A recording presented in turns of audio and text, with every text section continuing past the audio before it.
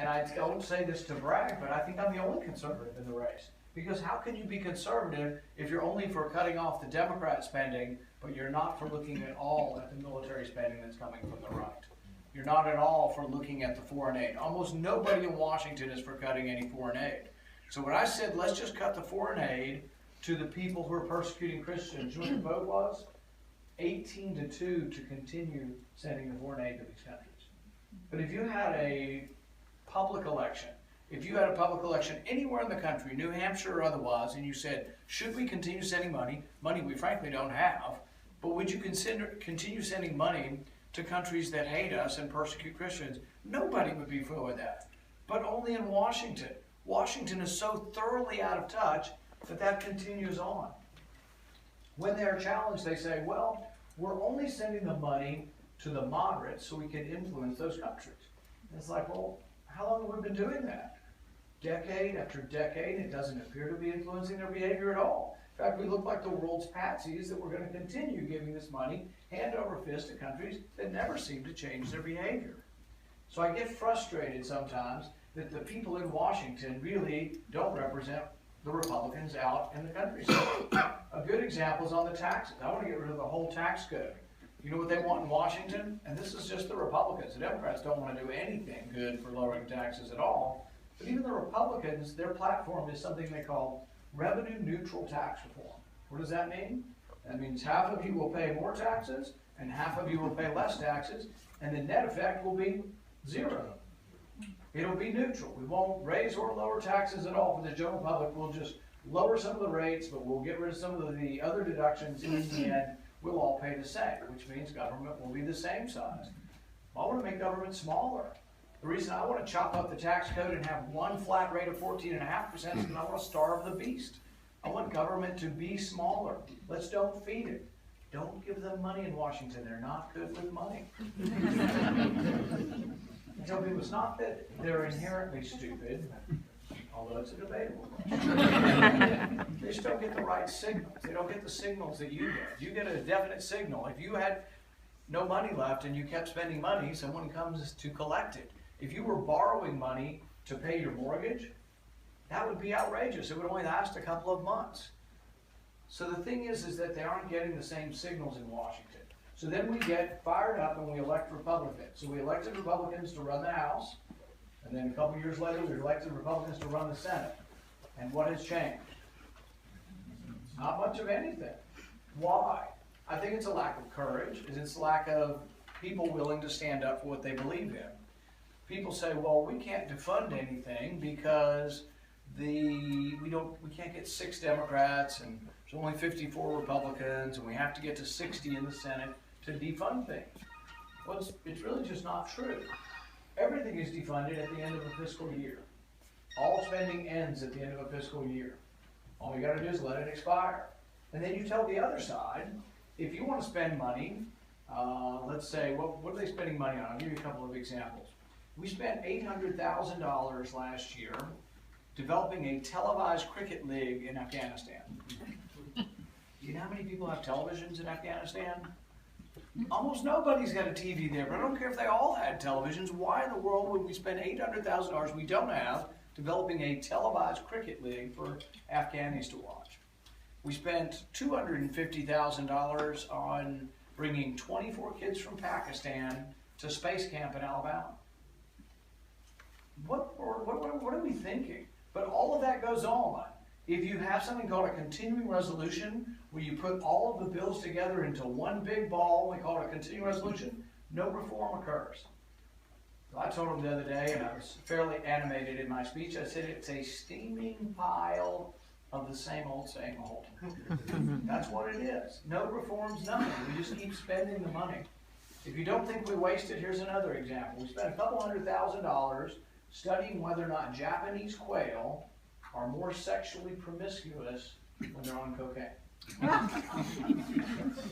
I think we could have polled the audience. You know?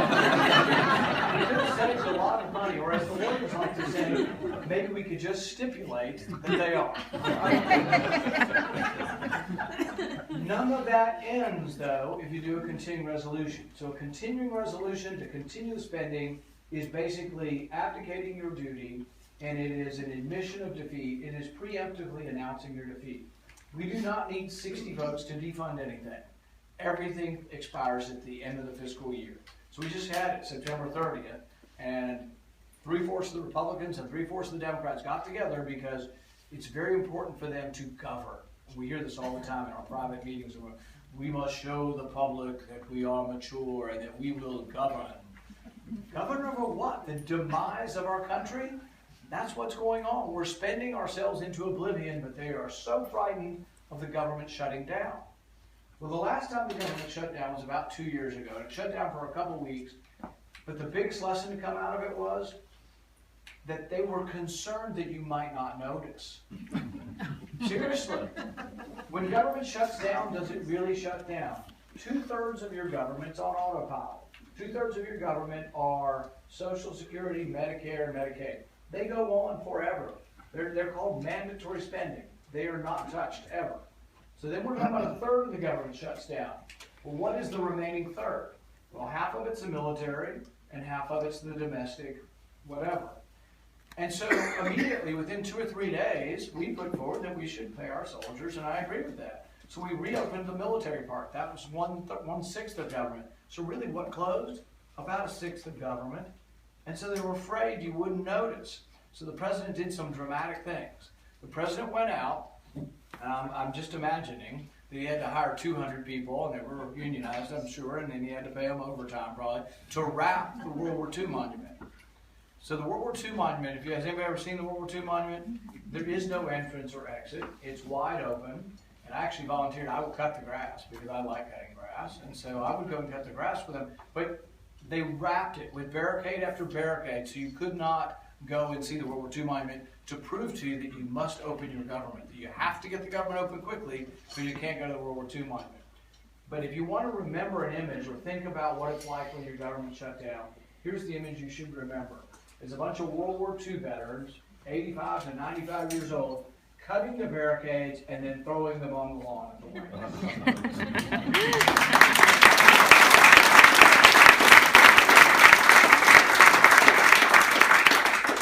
But I don't think it should be our goal to shut down government. I think our goal should be to let the spending expire and then restart government. So they always word it this way. Republicans are for shutting down the government. Republicans want dysfunction and discord and chaos. I think really you have to weigh your options. Which is worse for the country? To let government spending temporarily expire so we can actually reform it, or to keep spending it the way we are and borrowing $1 billion a minute? I frankly think the biggest danger to the country is borrowing $1 million a minute, and that really we should let the spending expire. Doesn't mean I want to wait around weeks and months and do nothing. We should introduce the spending proposals. There's 12 different departments of government, and we have not passed the individual spending bills for each department of government in 10 years. We just keep bundling it together and keep spending it. But then the wasteful programs continue forever, and there is no reform. Where I differ from many in my party is that there is blame to go around. And that if you think it's conservative to have a blank check for the military, I think that's a mistake. I think you meet anybody that's been in the military, they'll tell you there's some waste in the military. In fact, John Lehman, who was the youngest Secretary of the Navy under Reagan, and a conservative that no one will question his credentials, he said that the way we would expand and modernize the Navy is by cutting the bureaucracy within the Pentagon. He said that when he was there were 7 joint task forces. There's now 250. So the Pentagon's like anything else. It's government. Government proliferates and bureaucracy proliferates. Doesn't mean that you're against defending the country because you don't think we should give a blank check to the military. And people say, well, they can't stand it. We're defenseless. And you hear all of this from the right of our party. But you know what? We spend more on military spending than the next 14 countries combined. So there is room for some cost savings there. And really what we're talking about is not taking a meat axe to it. We're talking about trying to slow the rate of the growth of government. In fact, if you wanted to balance government, if you wanted to balance your budget, you know what it takes? 1% cut across the board for 5 years in your budget balances. How many American families have had to deal with 1% less in income? So I think it's a very doable thing, but we're never getting there. And one of the reasons for my candidacy is You're never getting there if you put a Republican in place who has the same belief in spending for what they want as the Democrats have for what they want. Because what happens? The compromise, people think they don't compromise in Washington. Sure they do. They get together, right and left, and they all get their spending. See, this already happened. The sequester that was in place, it was gotten rid of about 2 years ago by Paul Ryan and Patty Murray coming together and getting rid of the sequester. Now they're talking about busting the budget caps so they can get more military spending, but the only way they can get it is to give the liberals more spending for welfare. So you get welfare and military spending going together, and that's why your budget continues to be out of whack. Why does this happen? Because Republicans give you lip service to balancing the budget. Every Republican in the Senate voted for a balanced budget amendment, myself included. And then I did something extraordinary. I put forward a budget that balances. So they're for a balanced budget amendment, every one of them. And the balanced budget amendment says it has to balance in 5 years. So I put forward a budget that balances in 5 years. And I got about a third of the Republican vote and no Democrats voted. So the thing is that's what you have to decide, is deciding who will be your nominee if you're a Republican and you're interested in our primary. Is we need somebody who actually does have the courage to cut spending. And the spending has to be across the board. Everything has to have some cuts, or you'll never get there. It has to be the reverse of the current compromise. The other thing we have to decide, if we're going to be a party that wins again, is how. I mean, New Hampshire, you guys didn't pull your weight. Last 2 times, you voted for President Obama. Thanks for that.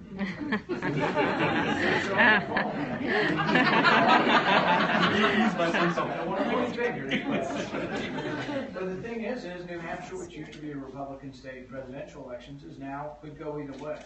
Same with Iowa. You know, we spend all this time in the Republican primary contest, but we're not talking about sometimes how do we get somebody who actually can win in the fall. And I'll tell you my proposal for how we win in the fall and how we make the party bigger. I think we need to become the party that defends the entire Bill of Rights. If you're a Republican, you hear all the time, and every candidate, all 47 of them running for the nomination, will tell you they're for the Second Amendment. And so am I. In fact, if you don't believe me, come into my house unannounced. But we have to defend the whole Bill of Rights. That means you have to defend the First Amendment, which is letting the media, even when they're wrong 99% of the time, we have to let them have freedom of speech. Because we also want freedom to practice our religion, freedom of religious liberty as well. You have to defend the Second Amendment, but to defend all of these, you also have to have the Fourth Amendment, which means the government can't come in your house without a warrant. This means individualized suspicion, and it means a warrant signed by a judge. In fact, some people that study history would say that our founding fathers were more concerned with the Fourth Amendment than the Second Amendment. Why? Well, they couldn't conceive of anybody ever coming to take your guns, but they could conceive of somebody coming in your house. Because the British soldiers were coming in the house with a generalized warrant written by the soldiers. They called it a writ of assistance. But this was very offensive to the colonists. In fact, John Adams said that the spark that led to the revolution was this barging into houses with generalized warrants. It's a big deal. And some say, well, how are we going to stop terrorists? How are we going to protect ourselves? And I informed Governor Christie, I don't think he was listening, but I told him, you can protect yourself with the Fourth Amendment. Every day the police here in town, they protect the Constitution every day. Not one of your local policemen breaks the Constitution. If they are, they will be fired. If they are outside someone's house tonight and they think there's a rapist inside the house, they will call on their cell phone and ask a judge, can we go in? It's almost always a yes. It would be the same with terrorism. As much as I am a defender of privacy, if I'm the judge and you call me and say, well, we've got this young man who the Russians tipped us off that he might be a bomber, and he went to Chechnya last year, and he's been putting stuff on his Facebook that says he wants to murder people at the Boston Marathon, I'm for looking at his records, okay? I'm just not for looking at everybody in Boston's records or all Americans' records. I'm for spending targeted time going after terrorists, but not giving up on the very thing that we're fighting for. Don't give up on the Bill of Rights. But what I will tell you is electorally and politically, defending the Fourth Amendment, defending the right to be left alone, is something that crosses party boundaries. It attracts the youth because they do everything on their cell phone and they don't think the government should look at their records. But it also attracts independence. The Fifth and Sixth Amendment I call the Justice Amendments. And I think that the Fifth and Sixth Amendment, if we are to become a bigger party are amendments that we need to defend. The Fifth Amendment says that your property can't be taken from you. Your property can't be taken without just compensation or due process. Well, many of us are very much offended by the Kelo decision, where the government said, or the Supreme Court said, that the government can take private property from a small property owner and give it to a big corporation. This is one of the most offensive Supreme Court decisions of the last 50 years. And yet there are some in our party, I don't like to name names, but a certain businessman from New York with a funny hat and all that, he's going around the country saying he loves eminent domain. And he loves the fact that he can come to your town and build a corporation by uprooting people who live in their houses. One woman had enough. Vera Koking had lived in her house for 30 years, and Trump came to her town and said, "You're moving. We're taking your house." And she said, "The heck you are." And she actually beat him. But he's been asked as recently as the last couple of weeks, does he still support using eminent domain to take private property and give it to another one? He says yes. I don't think that's what our party's about. And I think if enough people knew that, they would say, oh my goodness, we can't have this person as our representative. The Fifth Amendment, though, is an important part of justice. It talks about due process. The Sixth Amendment's important also. The Sixth Amendment says you have a right to a trial by jury. And you say, well, who could be against that? Certainly that's a fundamental American right, the right to have a jury trial. Who could possibly be against that? Well, in 2011, we had a debate over this. In 2011, we had a debate over something called indefinite detention. This is where an American citizen accused of a crime in America can actually be plucked off the street and actually sent to Guantanamo Bay without a trial, without a lawyer. And we were having the debate on the Senate floor. Well, I don't like to name names. There was a senator from Arizona that I'm having the debate with. And I was incredulous. I said, do you, an American citizen, could be sent to Guantanamo Bay without a trial? And he said, yeah, if they're dangerous. I said, it sort of begs the question, doesn't it? Who gets to decide who's dangerous and who's not? And at that moment, I was thinking of the times we've gotten it wrong in our history. I was thinking of when we arrested and rounded up 100,000 Japanese Americans just because of the way they looked. I was thinking of what we did to civil rights leaders by tapping their phones, what we did to people who protested against the Vietnam War by tapping their phones illegally. The times when we got it wrong. I was thinking of a guy named Richard Jewell. Anybody remember Richard Jewell? He was the guy they said was the Olympic bomber. Everybody said he was guilty. Within hours, his picture was all over all the news media. In fact, later on, when they found out it wasn't him, the news media had to pay him millions of dollars because he was wrongfully accused. But I was thinking of Richard Jewell, and I was thinking of how important it is when you're accused of a crime to get your day in court and not to presume guilty, not to presume someone guilty. But I was also thinking, if Richard Jewell had been a black man in the South in the 1920s, what would have happened to him? He might not have lived today. The whole idea of the Bill of Rights that should transcend all party labels, all, whether you're rich, poor, white, black, wherever you come from, whatever you look like, is this idea of justice.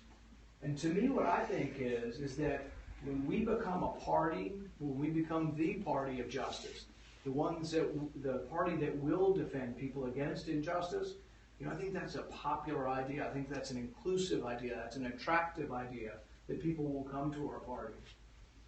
And I'd like to conclude with one other story of injustice in our country that I think we could make better. There was a kid, a young black kid in the Bronx by the name of Khalif Browder, and he was arrested and charged with a crime. But he was never taken to court, but he was put in prison. He went to Rikers Island, spent 3 years in Rikers Island. 2 years he was spent in solitary confinement. He was beaten by gangs, beaten by guards, but that shouldn't happen to anybody. He never was tried. He tried to commit suicide, and then finally they let him go because the person who accused him of the crime didn't even live in our country legally. They had fled by then, but it didn't help this kid. It ruined his life. And when you see people angry, in our country and you're wanting to know why they're angry, think about this kid and think about how his parents must feel or friends of his must feel about justice in our country. But I think when we become the party that defends justice for this young man, defends the Sixth Amendment, and defends the Sixth Amendment with the same passion that we defend the Second Amendment, I think that's a party that's going to be big enough to rock and roll to victory And that's the party I want to lead. Thank you very much.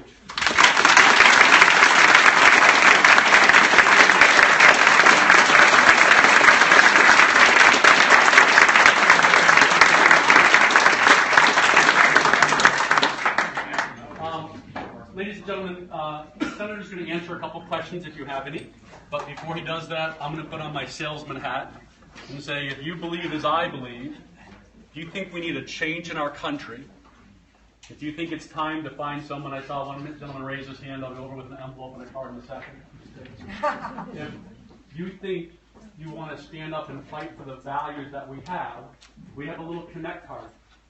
And everyone should have one on a chair. We'd love to have you fill it out. If you'd like to endorse a senator, if you'd like to help us make phone calls, if you'd like to help us go door to door, if you just have a comment on how we think we can be better at what we're doing so we can win this race. So I ask that each and every one of you take the opportunity. If you don't have a pen or pencil, raise your hand and we'll get you one. And with that, I give you a card. Here's my card. I've already endorsed, so we can next. So with that, the senator would love to answer a couple questions if someone has any. Do you have some water? I'm getting some. Yes, go ahead.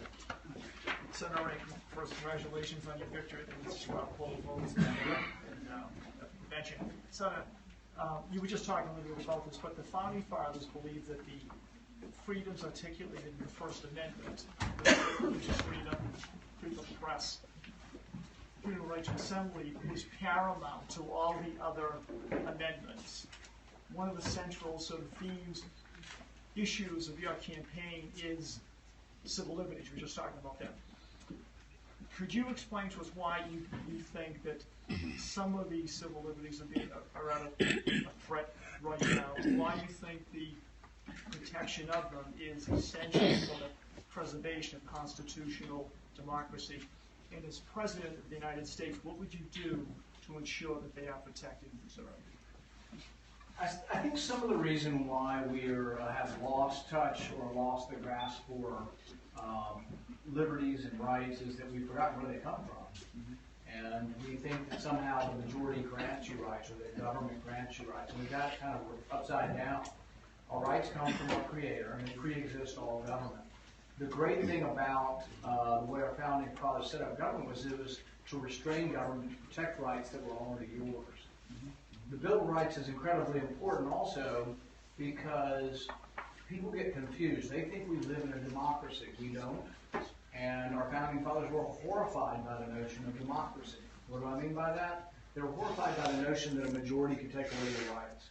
So all the rights listed in the Bill of Rights, and it's not all of your rights, it's just some of the most important ones. That's why we have the Ninth Amendment that says those rights not listed are not to be disparaged. But I think it's really important that we understand that we live in a constitutional republic, not a democracy. And when kids come to, or adults, or whoever comes to Washington, I do a quick 5 minutes with them, we take a picture. I always ask the kids to raise their hand, do you think we're a republic or a democracy? And it's important because it gets to the foundation of whether or not your rights are yours and can they be taken away by a majority. And sometimes when we got things horribly wrong, it was because we let the majority, we believed that the majority could make decisions. So for example, the Jim Crow segregation that we had in the South, it was passed by majority legislation. And so we have to understand, and people should fundamentally understand, that majorities can't take away your rights. Your rights precede government, and the reason for government is to protect your rights and to keep government at bay. But I think we sometimes get lost into that. We think government's like American Idol. It's kind of the presidential election kind of looks like that way right now. It's that push a button if you prefer this at this particular moment. But I think ultimately my hope is that as we go through the presidential season, people will get more serious about questions like this. Thank you. Yes. Yes. Thank you. Senator, the effects of climate change, like sea level rise and extreme weather conditions, can have severe economic consequences on places on the New Hampshire seacoast, which our state's economy is dependent on the businesses near the New Hampshire seashore. Do you have any plans to protect the business owners and their families from the possibility of their loss of livelihood? I think there is a role for government in protecting the environment. And I think when we look at protecting the environment, though, we have to look at a balanced approach. The environment's important, so is the economy, and so are jobs, and so is being alive. And I think sometimes we discount sort of the benefits of technology, and we only see some opposite sort of apocalyptic future for the country, given what's going on.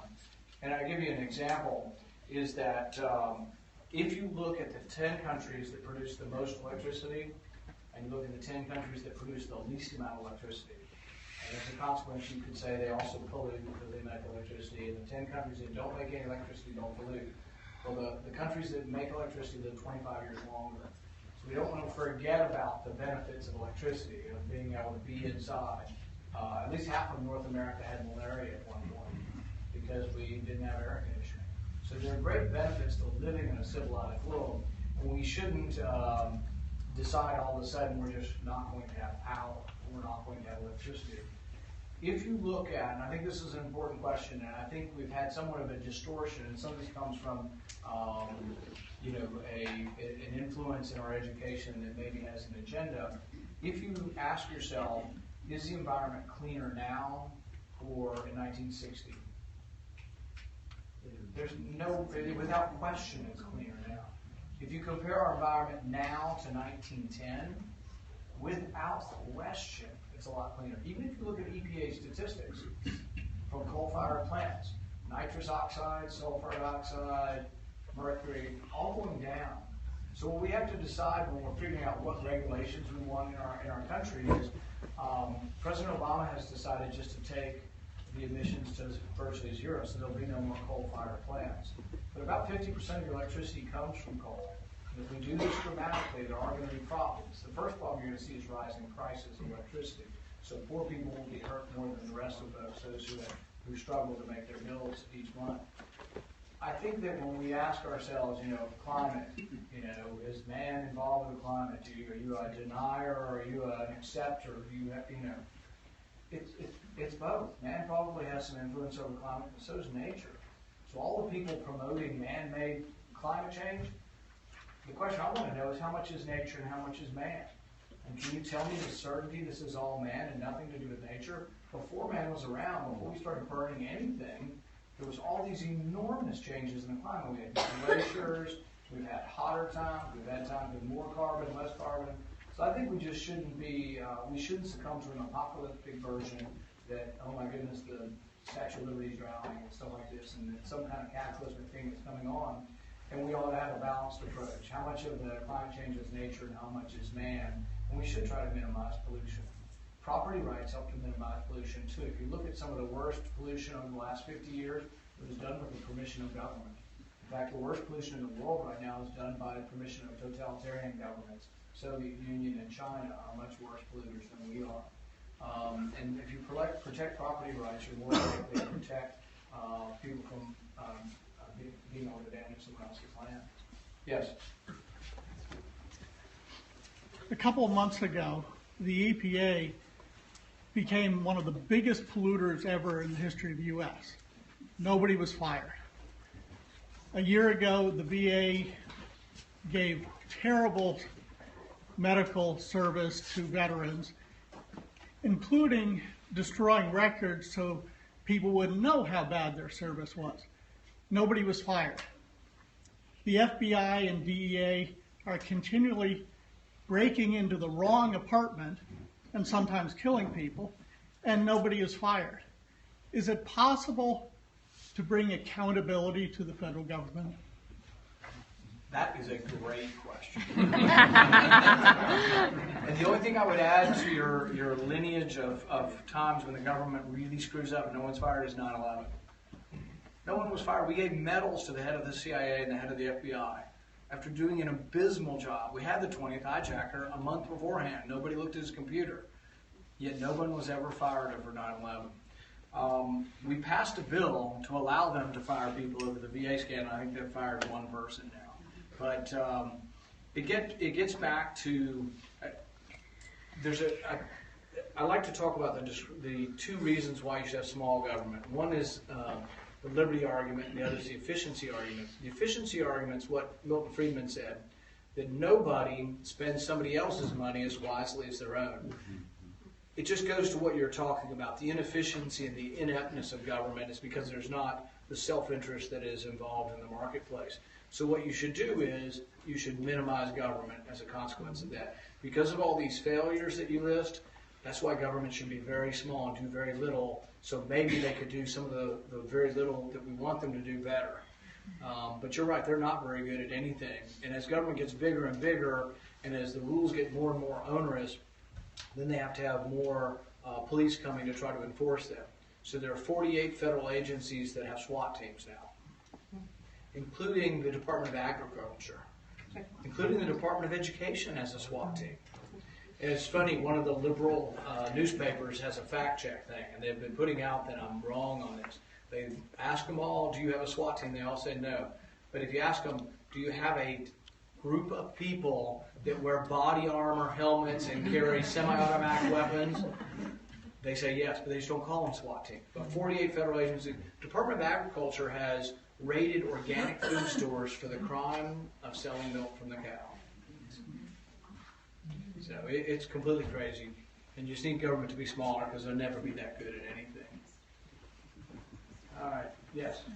Senator Paul, I'd like to maybe touch on one of the last remaining civil rights frontiers, not that the others have all been conquered, but I was put out of work as an airline pilot by the FAA's mandatory retirement at age 60. It's now gone up to 65, but and if you are a pilot and you want to apply for a job in ICE, they won't hire you if you're over 37 because you have to be able to retire after 20 years at 57 and get a pension.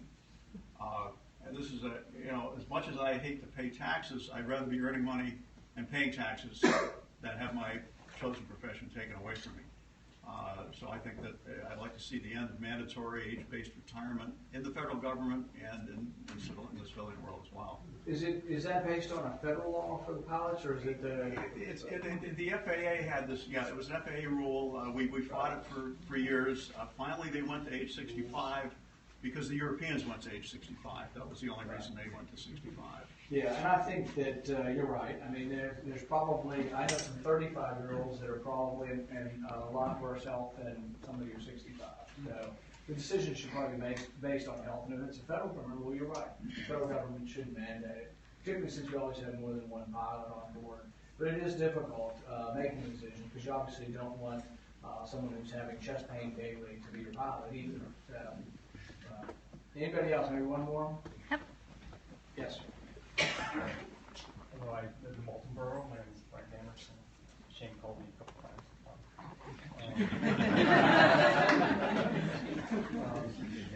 It's extraordinary that you brought up Richard Jewell.